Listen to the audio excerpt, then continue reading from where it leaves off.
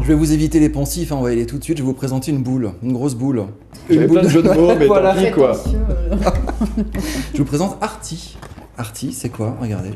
Tu connais Arty, je t'ai montré avant.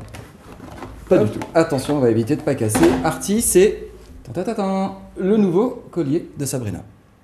Son mari va être jaloux. Je le connais, il va t'appeler.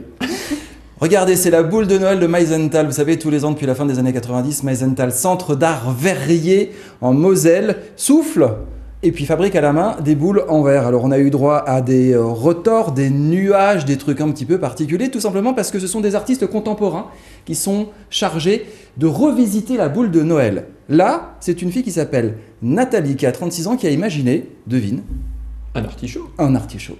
C'est en artichaut. Ah, j'avais pas compris. T'avais pas vu? Regarde. Mais non, j'ai une pomme de pin. Enfin, Ouais, c'est vrai que de loin, ça ressemble à une pomme de pin. C'est pas. Ah bah non, pas du tout. C'est en artichaut, c'est revendiqué. C'est pour ça que ça s'appelle Arty. Elle a mis 6 mois quand même pour le dessiner. Et c'est un petit peu poétique, hein, parce que l'artichaut, c'est une carapace. On l'ouvre et à l'intérieur, on a un cœur. Tendre. Un cœur tendre. Et Oh, pour si, Noël, j'aime. c'est génial. On l'ouvre doucement, comme les cadeaux de Noël. Eh bien, je l'ai rencontré. Je suis allé à Meisenthal. Pour Chap, on a visité ce centre d'art verrier et cet atelier où sont fabriquées ces boules de Noël Arty. Regardez.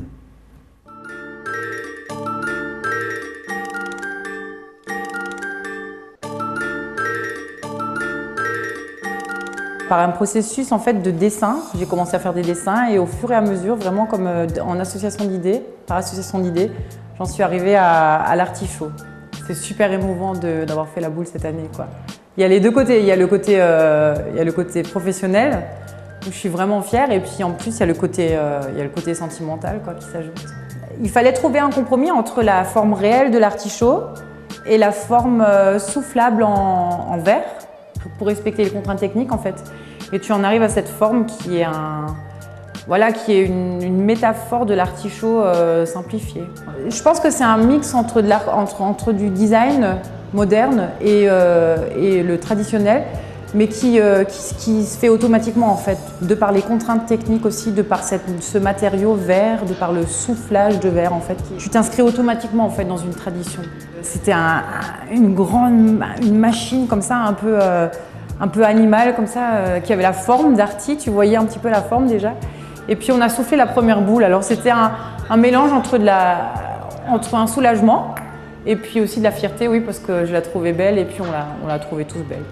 J'avais vraiment l'idée de faire quelque chose de plus poétique, quelque chose qui vient du cœur, qui touche les gens aussi au cœur.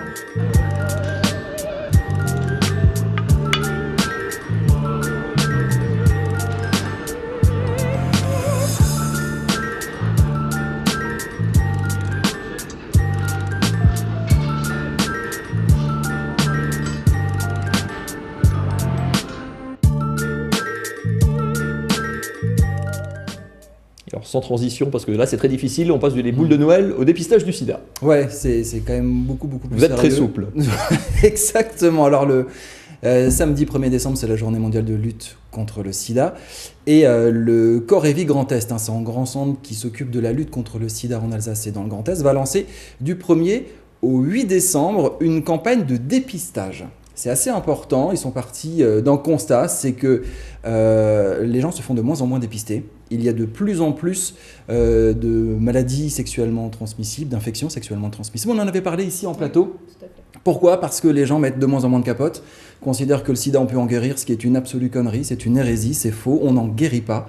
Et du coup, on est beaucoup moins vigilant et les chiffres augmentent. Donc, à partir du 1er décembre, on va vous montrer en avant-première les affiches que vous allez voir dans les prochains temps. C'est une campagne qui est lancée. On va parler de dépistage et le 1er décembre, on va parler de lutte contre les discriminations. Voilà, regardez, puisque l'une des accroches qui va être menée à Strasbourg, il y aura une table ronde le vendredi 30 au centre administratif de Strasbourg, ce sont les discriminations. Parce que les malades du sida aujourd'hui ont du mal encore avec cette maladie qui est considérée malheureusement comme honteuse par beaucoup de gens.